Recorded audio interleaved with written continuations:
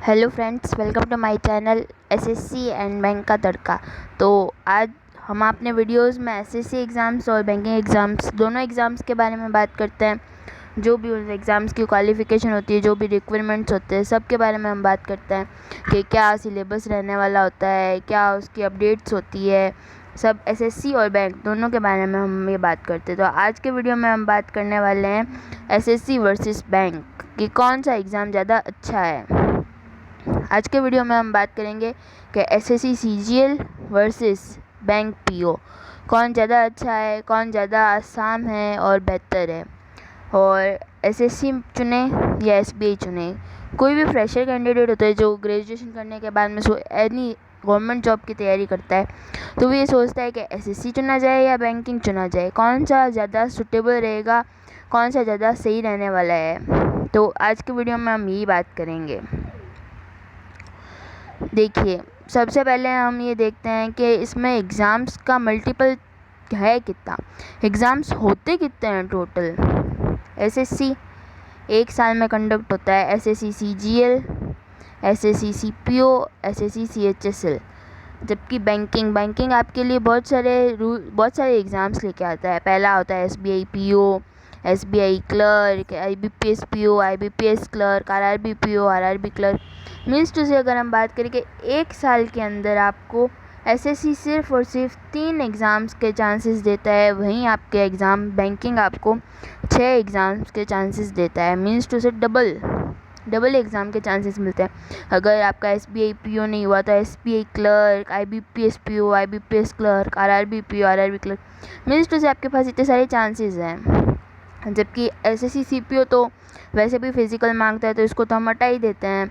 रही बात SSC CGL और सीएचएसएल की, तो एसएससी सीजीएल सिर्फ 1 साल में एक बार ही होता है एग्ज़ाम, और एसएससी सीएचएसएल भी 1 साल में एक बार ही होते हैं ये एग्ज़ाम।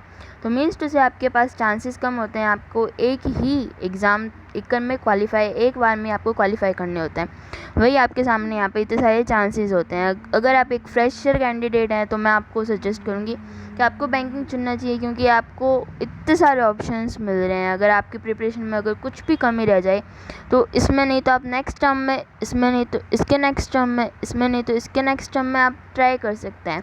लेकिन यहाँ पे आपको ओनली फॉर एक ही चांसेस मिलते हैं। तो जो मैं कहूँगी, जो एग्ज़ाम है वो मल्टीपल हो रहा है, बहुत सारे चांसेस मिल रहे हैं आपको। अब नेक्स्ट हम बात कर लेते हैं सिलेक्शन का टाइमिंग क्या रहता है। सिलेक्शन का टाइमिंग बात करते हैं कि एसएससी सीजीएल में कुछ पता नहीं, कुछ भी नहीं कह सकते। 2 से 3 साल हो जाते हैं इसकी ज्वाइनिंग आने में, 2 से 3 साल लग जाते हैं इसकी ज्वाइनिंग आने में। वहीं बैंक पीओ आपको विदिन 6 मंथ्स के अंदर अंदर आपके हाथ में आपको जॉब दे देता है, और आपकी एक जॉब होती है सेटिस्फाइडली। तो मैं अगर बात करूँ एसएससी सीजीएल के, पिछले लास्ट 2021 चल रहा है, अभी तक 2019 की भी ज्वाइनिंग मेरे हिसाब से कंप्लीट नहीं हुई है। 2018 का भी रिज़ल्ट अब आया है, उनकी भी ज्वाइनिंग अभी तक अटकी पड़ी है। मीन्स टू से 2018 वालों की भी ज्वाइनिंग अभी तक कंप्लीट नहीं हुई, तो हम 19 वालों के बारे में क्या कह सकते हैं। तो बहुत ही डिले चलता है एसएससी सीजीएल।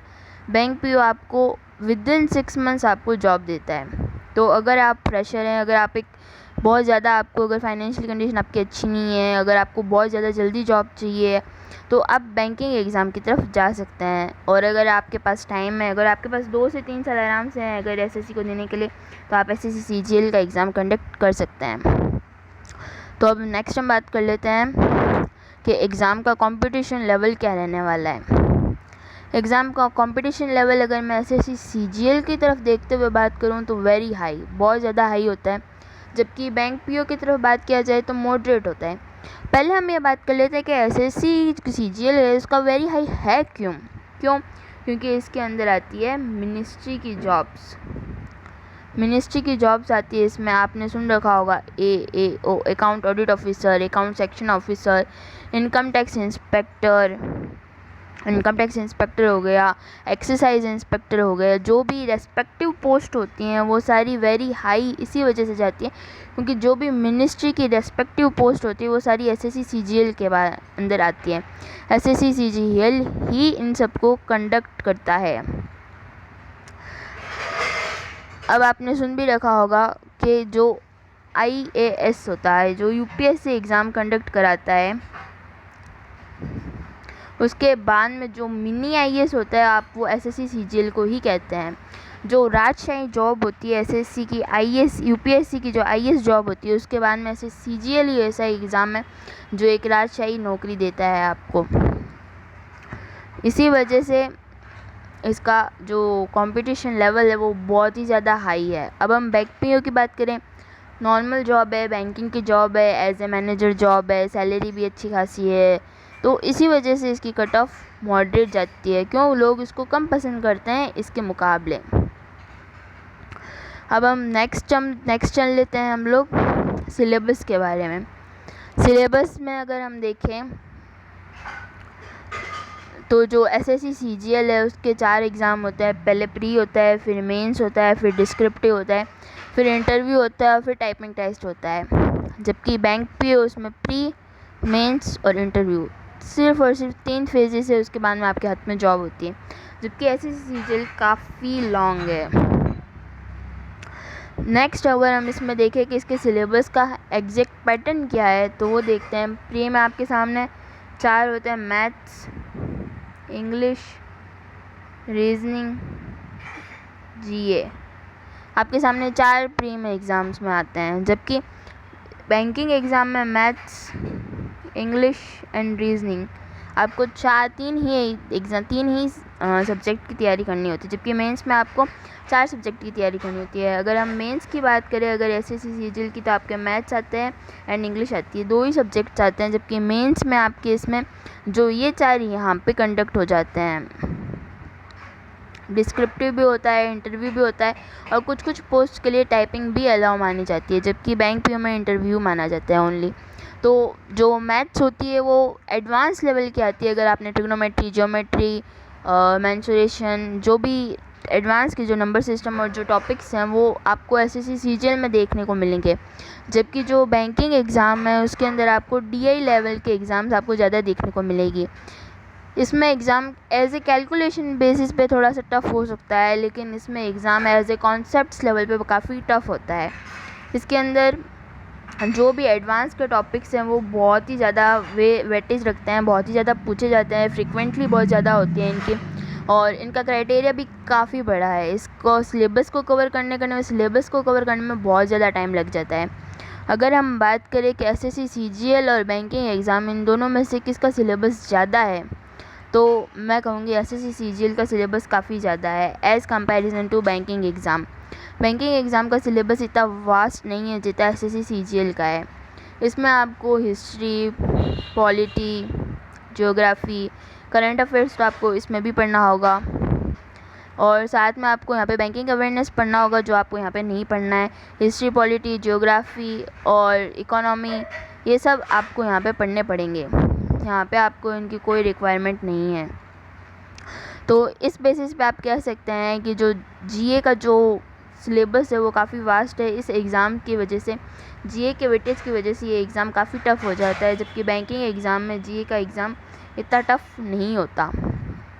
मैथ्स की बात मैंने आपको पहले ही बता चुकी हूँ कि इसमें आपको एडवांस सेक्शन देखने को मिलेगा।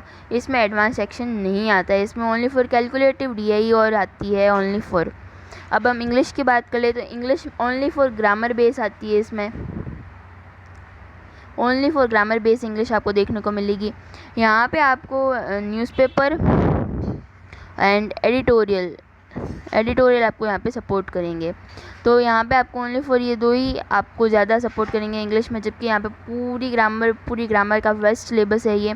अगर आपकी ग्रामर अच्छी है तो आप SSC CGL को चुन सकते हैं। अगर आपको न्यूज़पेपर, एडिटोरियल्स और पढ़ना अच्छा लगता है तो आप बैंकिंग एग्ज़ाम को चुन सकते हैं। नेक्स्ट हम अगर बात करें कि अगर आपको मैथ्स काफ़ी अच्छी है, एडवांस लेवल की, तो आप SSC CGL चुन सकते हैं।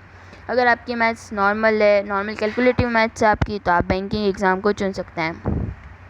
मेंस में भी आपको मैथ्स ही हेल्प करेगी, इसलिए एडवांस में मैथ्स ही आएगी, इसलिए अगर आपकी मैथ्स अच्छी है तो इसको चुनें। प्री के बाद में मेंस की बात करें तो इसमें वैसे ही कैलकुलेटिव ही आने वाली है, नॉर्मल ही आती है, मैथ्स ज़्यादा हाई लेवल की आती नहीं है। इसमें आपको ओनली फॉर 10th लेवल की मैथ्स देखने को मिलेगी। और नॉर्मल सी बात, ये ग्रेजुएशन लेवल का एग्ज़ाम है तो आपको यहाँ पे ग्रेजुएशन लेवल की मैथ्स देखने को मिलेगी। एज सिलेबस कंपैरिजन अगर मैंने आपको पहले भी बताया, CGL काफ़ी ज़्यादा हार्ड है, सिलेबस काफ़ी वास्ट है इसका, और इसका क्राइटेरिया भी बहुत ही ज़्यादा बड़ा है सिलेबस का। बैंकिंग एग्ज़ाम का मैं ऐसा सोचती हूँ ज़्यादा नहीं है। अब नेक्स्ट हम बात कर लेते हैं सैलरी। सैलरी SSC CGL के वो 2800 ग्रेड पे की, 4200 ग्रेड पे की, 4600 ग्रेड पे की, 4800 ग्रेड पे की होगी। जबकि बैंक PO है उसमें 50 से 60 हज़ार रुपये आपको एज ए PO मिलेंगे, और 30 से 32 हज़ार रुपये के आसपास आपको मिलेंगे एज ए क्लर्क। तो आप देख सकते हैं कि सैलरी में ज़्यादा डिफरेंस नहीं है। अगर हम इस ग्रेड पे को अगर हम इस ग्रेड पे की बात करें तो 2800 ग्रेड पे की ऑडिटर की जॉब होती है। 4200 ग्रेड पे की अगर बात करें तो इनकम टैक्स इंस्पेक्टर और की जो जॉब होती है वो आ जाती है। 4600 ग्रेड पे की बात करें तो एक्सरसाइज इंस्पेक्टर आ जाता है। और हम 4800 ग्रेड पे की बात करें तो अकाउंट ऑडिट ऑफिसर जैसी बड़ी पोस्ट की जॉब्स हैं वो सारी इसी में आ जाती है। तो आप देख सकते हैं सैलरी में ज़्यादा डिफरेंस नहीं है। सैलरी एज अगर मैं बात करूँ कि है कितनी SSC CGL की, अगर हम एक क्राइटेरिया बनाते हैं तो 32,000 से लेके 70,000 रुपये, मैं ये सोचती हूँ 32,000 से लेके 70,000 तक का इसका क्राइटेरिया बनता है जो सैलरी का होता है। जबकि आपको एज ए PO आपको इतनी सैलरी मिल ही रही है, और एज ए क्लर्क अगर मैं आपसे बात करूं तो 30,000 के आसपास मिल रही है। मीन्स टू से अगर इन दोनों की सैलरी में अगर हम डिफरेंस की बात करें तो 5 से 10 हज़ार से ज़्यादा का डिफरेंस नहीं देखने को मिलेगा आपको। और ये तो थी सैलरी। अगर कोई ये सोचता है कि SSC CGL की सैलरी काफ़ी ज़्यादा है, काफ़ी ज़्यादा आपको सैलरी मिल रही है, सैलरी में बहुत ज़्यादा 20 से 30 हज़ार का डिफरेंस अगर आपको देखने को मिलता है तो बात समझ में आती है। लेकिन आपको ओनली फॉर 5 से 10 हज़ार का ही सिलेबस में आपको यहाँ पे देखने को मिल रही है। तो और अगर हम ये बात करें, मैं अगर आपको ऐसे सजेस्ट करूं कि अगर आप SSC CGL और बैंक PO दोनों में से आपको क्या चुनना चाहिए, तो मैं आपको कहूँगी कि अगर आप 6 मंथ्स में अगर तैयारी करके अगर जॉब ले सकते हैं तो इसके बाद में भी आप SSC CGL की तैयारी कर सकते हैं। आपके पास एक कॉन्फिडेंस लेवल होगा, आपके पास एक सैलरी का अच्छा इनकम सोर्स होगा, उसके बाद में आपके अंदर एक कॉन्फिडेंस होगा। उसके बाद में अगर आप तैयारी करें तो मेरे हिसाब से आपके पास कोई प्रॉब्लम नहीं, आप टेंशन फ्री होके अगर आपको 2 से 3 साल भी अगर आपको देना पड़े SSC CGL को, तो आपको सोचने की ज़रूरत नहीं है कि मैं क्या करूं।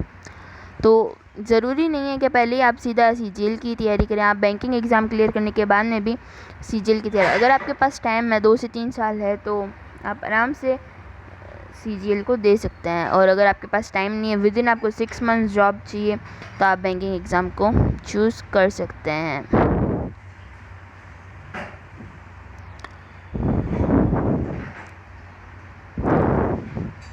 तो आज का वीडियो काफ़ी स्पेशल रहा हमारे लिए। आज हमने बात की थी कि SSC CGL और बैंकिंग एग्ज़ाम के बीच में डिफरेंस, सिलेबस के बेसिस पे, टाइम के बेसिस पे हमने बात की थी। तो अगर आपको हमारा वीडियो अच्छा लगे तो thank you for watching. Please subscribe to my channel, please support my channel, and thank you so much for watching.